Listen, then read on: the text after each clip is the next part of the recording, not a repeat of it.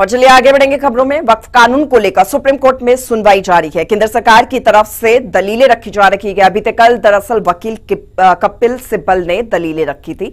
Supreme court में अभी फिलहाल सुनवाई जारी है। आज भी देखिए सुनवाई चल रही है। फिलहाल कल भी वकील कपिल सिब्बल की ओर से दलीलें पेश की गई थी। इसमें आज केंद्र सरकार की तरफ से दलीलें रखी जा रही है।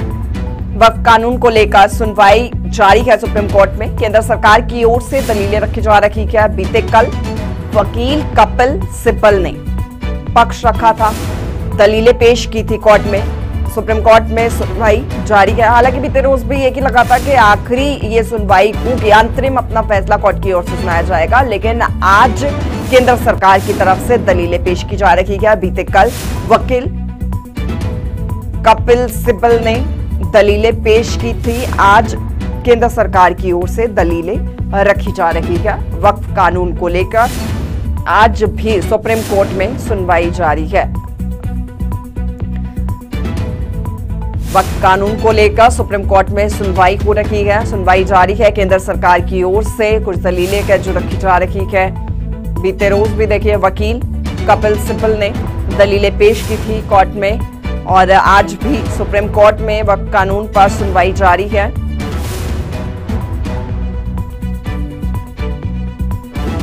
वक्फ कानून को लेकर देखिए सुप्रीम कोर्ट में सुनवाई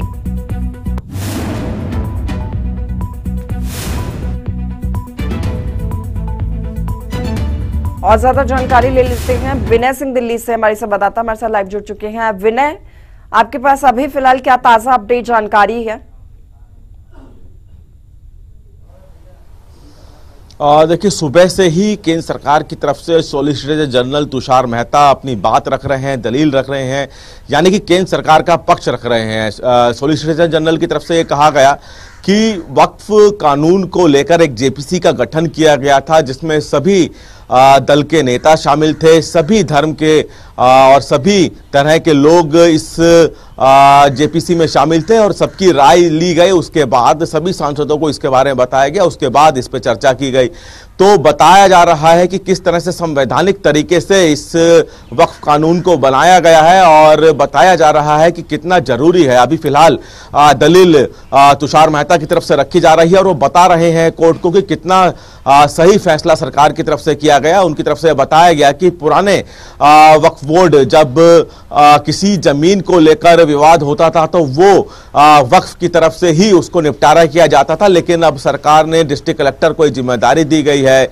यह भी बताया गया कि गैर मुस्लिम जो सदस्य नए कानून के तहत इसमें जोड़े गए हैं वो कितने जरूरी हैं, क्योंकि सभी लोग अपनी बात रख सकें, सभी लोग इसमें शामिल हो सकें, इसलिए ये बदलाव किए गए हैं। और अगर हम बीते कल की बात करें तो कपिल सिब्बल की तरफ से दलीलें दी गई थी कि क्यों वो इस नए कानून के खिलाफ है, क्यों इन याचिकाओं में जो कहा गया है कि वक्फ कानून जो नया कानून है वो हक छीन रहा है मुस्लिमों का। तो इसमें सुप्रीम कोर्ट ने कहा था कि आप कैसे कह सकते हैं कि वक्फ कानून मुस्लिमों का हक छीन रहा है। तो उन्होंने इस बात को बताया था कि वक्फ की जमीन को लेकर लगातार नए कानून में सवाल खड़े हो रहे हैं। तो अब केंद्र सरकार की तरफ से तुषार मेहता बात रख रहे हैं और अभी उनकी जो बात रखने का सिलसिला है वो जारी है, दलील रखने का सिलसिला जारी है।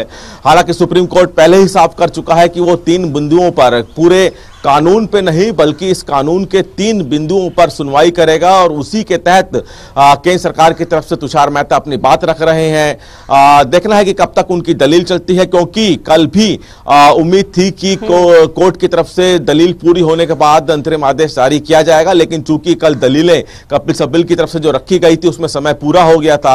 अभी फिलहाल तुषार मेहता अपनी दलीलें रख रहे हैं। देखना है कि क्या उनकी यही था, क्योंकि कल भी देखिए उम्मीद यही थी कि कोर्ट की ओर से अंतरिम फैसला सुनाया जा सकता है, लेकिन हालांकि आज केंद्र सरकार की ओर से अपनी दलील पेश की जा रही है। क्या आज है मुमकिन कि कोर्ट की ओर से अपनी अंतरिम देखिए जो आखिरी वर्डिक्ट है वो कोर्ट की ओर से सुनाई जाए? देखिए, देखना होगा कि केंद्र सरकार की तरफ से तुषार मेहता कितनी देर और अपनी दलीलें रखते हैं, क्योंकि सुबह से लगातार वो अपनी दलीलें रख रहे हैं। माना जा रहा है कि अभी आधे से पौने घंटे की दलील तुषार मेहता की और बची हुई है। तो अब क्या सुप्रीम कोर्ट इन दलीलों को किस तरह कंक्लूड करता है, क्योंकि कल कपिल सिब्बल की तरफ से दलील रखी गई, आज तुषार मेहता जो कि केंद्र सरकार को रिप्रेजेंट कर रहे हैं उनकी तरफ से दलील रखी जा रही है। तो दोनों दलीलों को सुप्रीम कोर्ट ध्यान में रखते हुए भी कोई आदेश जारी करेगा, तो देखना होगा कि क्या किसी तरह का आदेश सुप्रीम कोर्ट आज जारी करता है या नहीं, या फिर इसको अगली तारीख के लिए टाल देता है। लेकिन जब तक तुषार मेहता की दलीलें पूरी नहीं हो जाती तब तक ये कहना मुश्किल है कि सुप्रीम कोर्ट की तरफ से इस कानून को लेकर कोई अंतरिम आदेश आता है या नहीं। ठीक है विनय, आप नजर बनाए रखिएगा, हम आपसे अपडेट लेते रहेंगे। फिलहाल